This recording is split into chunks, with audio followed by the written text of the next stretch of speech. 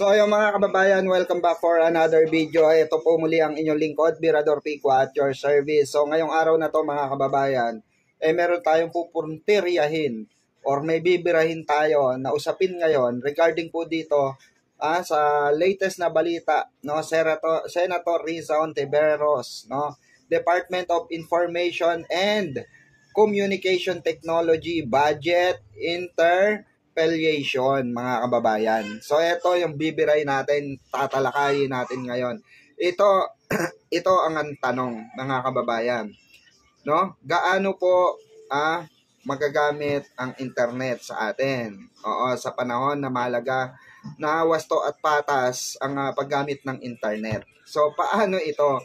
Gaano ba ka-importante ang sa atin, ang internet? Ako personally mga kababayan, being a content creator sa mga ganitong usapin, nakakapag-elaborate tayo ng mga mas may kaalaman, may kabuluhan na mga topic kagaya nito, mga kababayan, na nai-elaborate natin sa sambayan ng Pilipino na yung mga ganitong klase ng mga balita dapat makuha ng ating or mapaabot sa ating mga kababayang Pilipino sa iba't ibang panig ng mundo. So isa dito nakakatulong ang internet.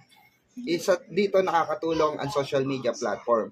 Pero sa kabilang banda mga kababayan, no, itinanong ni Senator Risa Hontiveros, no, ang maraming procurement issue ng Bayanihan SIM project. Pati na rin kung ano ang plano ng ahensya para tugunan ang napakaraming paring online scam.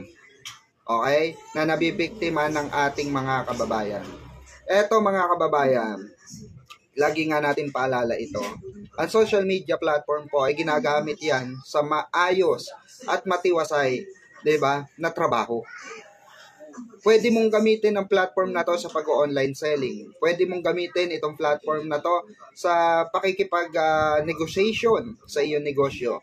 Pero nagagamit din sa kasamaang palad mga kababayan. Nagagamit din itong social media, no, sa maling kapamaraanan, especially ng mga scammer, no? So dapat talaga ma-actionan ito.